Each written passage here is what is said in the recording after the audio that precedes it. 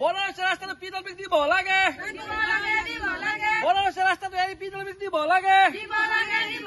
Banaras go back Banaras go back আমাৰ দাবী মানিব লাগিব আমাৰ দাবী মানিব লাগিব এই জুই জ্বলিছে এই সংগ্ৰাম চলিছে এই সংগ্ৰাম চলিছে এই জুই জ্বলিছে Banaras go back Banaras go back Banaras ৰাস্তা এই দিব লাগে পিডব্লিউডি দিব লাগে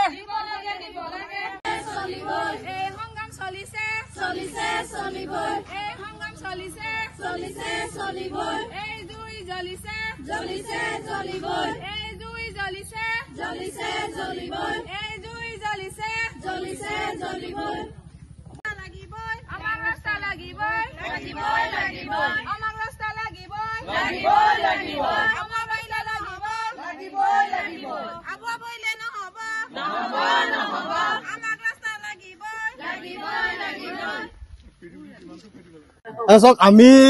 এই ৰাস্তাটো আজি 5 বাৰ মান হৈছে কেৱল এডোখৰ জেগাতে আমাৰ 5 বাৰ মান ৰাস্তা অৱৰোধ কৰা হৈছে আৰু বেলেগ বেলেগ জেগাতো আছে আৰু ৰাস্তাটো কণ্ডিশ্যন আমি প্ৰত্যেকবাৰে পদ অৱৰোধ কৰাৰ সময়ত আমি কওঁ যে ৰাস্তাটো খুব অনতিপলমে বনাই দিয়ক আৰু প্ৰত্যেকবাৰে প্ৰশাসনৰ মানুহ আহে আৰু বৰ্ডাৰ ৰোড যিহেতু এই ৰাস্তাটো বৰ্ডাৰ ৰোড চৰকাৰ আছে প্ৰশাসনৰ বৰ্ডাৰ ৰোডৰ লগত আলোচনা কৰি দিম বুলি কয় নাই আজিলৈকে ৰাস্তাটোৰ নামত শিলগুটি এটাও পৰা নাই আমি যোৱাবাৰ পদ অৱৰোধ কৰোঁতে বৰ্ডাৰ উৎসৱক মাতি আনি পিনি প্ৰশাসনে ক'লে আৰু বৰ্ডাৰ উৎসৱ আমাক দেখুৱাই আভুৱা ভৰিবৰ কাৰণে 5জন লেবাৰ আৰু এখন আউপুৰণি ৰোড ৰোলাৰ লৈ পিনি 5 দিনমান নে 3 দিনমান কাম কৰি দেখুৱালে তাৰ আজি 2 মাহ হৈ গ'ল সেইটো তাৰপিছত ৰাস্তা এনেকৈ পৰি আছে আৰু ডেইলি আমাৰ ইয়াত এক্সিডেণ্ট হৈ থাকে মানুহ পৰি দুখ পাই থাকে ইভেন মানুহ মৰি গৈছে 10-15 জনতকৈ বেছি মানুহ এই ৰাস্তাত মৰি গৈছে তাৰপিছত এতিয়া এনেকুৱা হৈছে স্কুলীয়া গাড়ী যিবিলাক আহে ৰাতিপুৱা 7টা বজাৰ পৰা যিবিলাক গাড়ী আহে আমাৰ দেখি বুকু কঁপি উঠে কেনেবাকৈ গাড়ী যদি ডাম্পাৰত যদি লাগি যায় যিবোৰ স্কুলীয়া ল'ৰা ছোৱালী কঢ়িয়াই নিয়া গাড়ী ইয়াত গাড়ী হৈ নাথাকে সেইবিলাক গতিকে আমাৰ এটা দাবী ৰাস্তাটো সোনকালে বনাওক আৰু ৰাস্তাটো বনোৱাই কমপ্লিট নোহোৱা পৰ্যন্ত ৰাতিপুৱা 6 বজাৰ পৰা সন্ধিয়া 6 বজালৈকে ইয়াত ডাম্পাৰৰ লগতে গধুৰ যান বাহন চলাচল সম্পূৰ্ণৰূপে নিষিদ্ধ হ'ব লাগিব আৰু এই ক্ষেত্ৰত প্ৰশাসনে বিহিত ব্যৱস্থা গ্ৰহণ কৰি প্ৰশাসন উপাধি ল'ব লাগিব বিহিত ব্যৱস্থা গ্ৰহণ কৰি ৰাতিপুৱা 5 বজাৰ পৰা সন্ধিয়া 5 বজালৈকে সম্পূৰ্ণ ইয়াত ডাম্পাৰৰ লগে লগে ৰাতিপুৱা 6 বজাৰ পৰা সন্ধিয়া 6 বজালৈকে ডাম্পাৰ চলাচলৰ লগতে গধুৰ যান বাহন চলাচল নিষিদ্ধ কৰিব লাগিব আৰু বৰ্ডাৰ উৎসৱ তেওঁলোকে প্ৰেছাৰাইজ কৰি ৰাস্তাটো যাতে অতি সোনকালে নিৰ্মাণ কাৰ্য কৰিবলৈ নিৰ্মাণ কৰাব পাৰে সেইটো ব্যৱস্থা কৰিব লাগে আমাৰ ইমানে দাবী এই বিষয়েনো কি কম আজি অত দিনৰ পৰা আমি আজি এতিয়ালৈকে 5 বাৰ ওপৰত আমি পদ অৱৰোধ কৰি আহিছো আৰু এই কাৰ্যসূচীত মানে আমি গোটেই স্থানীয় ৰাইজ ওলাই আহিবলৈ আমি বাধ্যত পৰিছো আজি ইমান ভৰ দুপৰীয়া ইমান গৰম জেঠ মাহৰ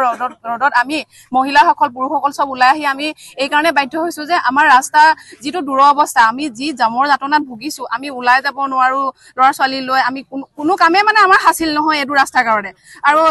বৰষুণ দিলে বোকা হৈ যায় ৰ'দ দিলে আপোনাৰ ধূলিত মানে আপুনি দুফুটা আঁতৰত কোন আছে তাকো দেখি নাপায় এনেকুৱা এটা অৱস্থা আৰু বিয়াৰো এই ৰাস্তাটো বিয়াৰৰ আণ্ডাৰত আছে বুলি কৈছে প্ৰত্যেকবাৰ বিয়াৰো আহে তেওঁলোকে আহি পিনে এনে মিছা কিবা কিবি এটা কৈ মেলি গুচি যায় আমাৰ স্থানীয় ৰাইজখিনিক মানে এনে কিবা এটা কৈ থৈ গুচি যায় আমিও আৰু ৰখি যাওঁ যে 2 মাহৰ পিছত কৰিব বা এমাহৰ পিছত কৰিব এনেকুৱা এতিয়া লাষ্ট আমি যেতিয়া অৱৰোধ কৰিছিলো তেতিয়া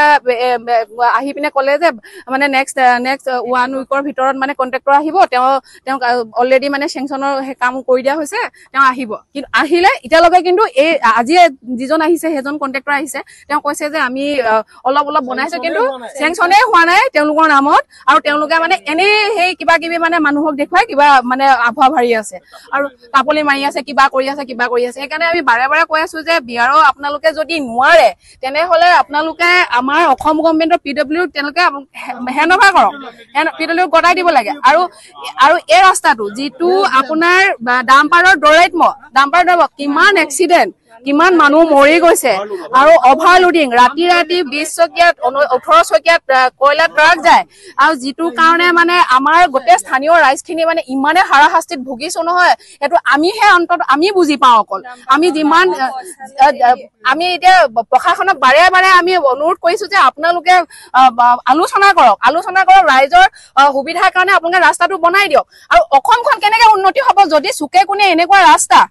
ৰাস্তাত যদি আমি ওলাই যাবলৈ নোৱাৰো চিন্তা কৰিবলগীয়া হয় 10 বাৰ তেনেহলে কেনেকে অসম উন্নতি হ'ব যেন ইলেকশ্যনৰ সময়ত ভোট বিচাৰি আহিব কিন্তু মানে স্থানীয় বিধায়কৰটো একো মাতেই নাই তেওঁ কেলে বিধায়ক হৈ আছে মানে নাজানো আৰু ৰাইজে কেলে ভোট দি আছে সেইটোও নাজানো কিমান মানে হেৰি টেক্স কাটে কিমান টেক্স পায় কিন্তু মানে ৰাস্তাৰ নামত ফুটা কৰি এটাও নাই তেওঁলোকে একদম চকু মুটা খুলি হৈ আসনখনত বহি আছে আৰু কিমান কম কান্দিবলৈ বাকী আছো আমি ৰাইজবোৰ